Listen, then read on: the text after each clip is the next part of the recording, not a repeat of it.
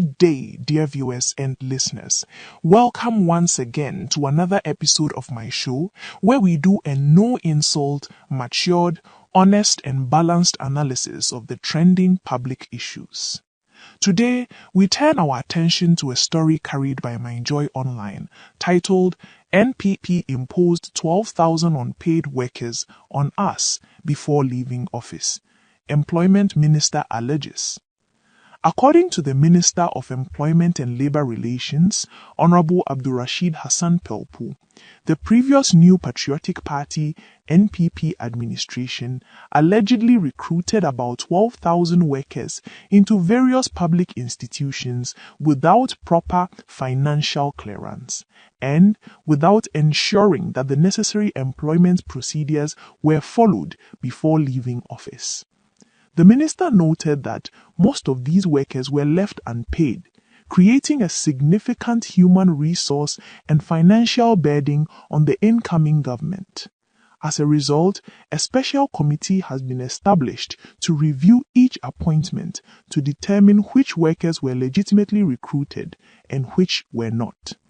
This committee, co-chaired by the minister himself and the deputy chief of staff, is expected to verify documents, investigate procedural irregularities, and decide who should be reinstated, who should be paid, and who must be let go.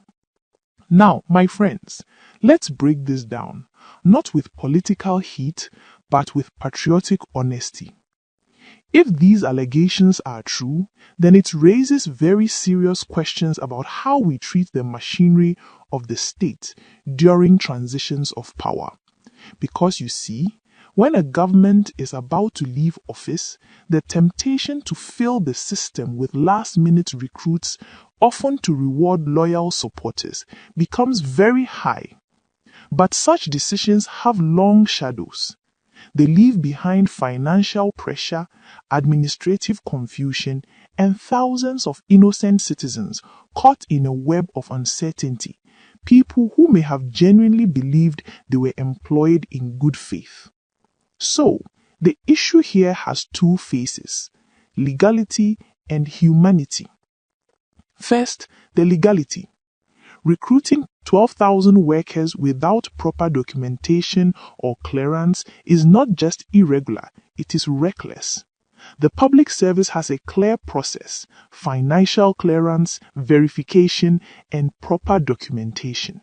Ignoring these steps undermines the credibility of governance and strains national finances. Second, the humanity. Behind every number is a real person. A young graduate who finally saw light at the end of a long tunnel of unemployment. A mother who believed her family's struggles were easing. A father who thought he could now feed his children with dignity. If these people indeed worked for months without pay, then we must handle this issue with compassion and transparency, not arrogance or political vengeance. Let's also be fair. Such things did not start today. Successive governments have been guilty of making mass recruitments just before leaving office. It has become part of Ghana's unfortunate political tradition.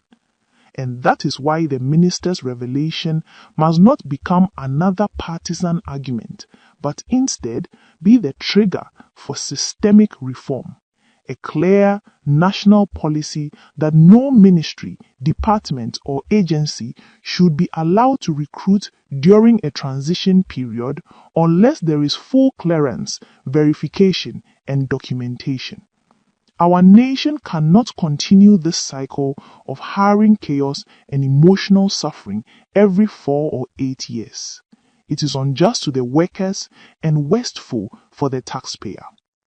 Now, to those in the previous administration, if indeed these appointments were genuine, produce the evidence and let the truth speak for itself. But if it turns out that these were rushed and politically motivated, then let us learn the hard lesson that power comes with responsibility, not reward. And to those in the current government, fairness must guide your hand. You cannot correct an injustice with another injustice. Those who were genuinely employed deserve protection and dignity. Those who were victims of poor political decisions deserve compassion and closure. This is not the time for political scorekeeping. It is the time for national introspection.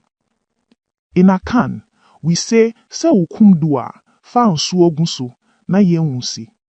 When you cut a tree, pour water on the stump so that it doesn't die completely. This means that even when difficult decisions must be made, they should be done with empathy and care. These 12,000 workers, whether rightfully employed or not, represent hope, trust, and human struggle. We must treat them not as statistics, but as Ghanaians.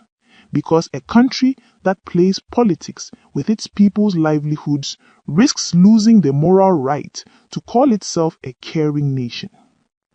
My dear viewers and listeners, the real challenge before us is not who hired or who fired, but whether we can build a system that values integrity, transparency, and human dignity above partisanship.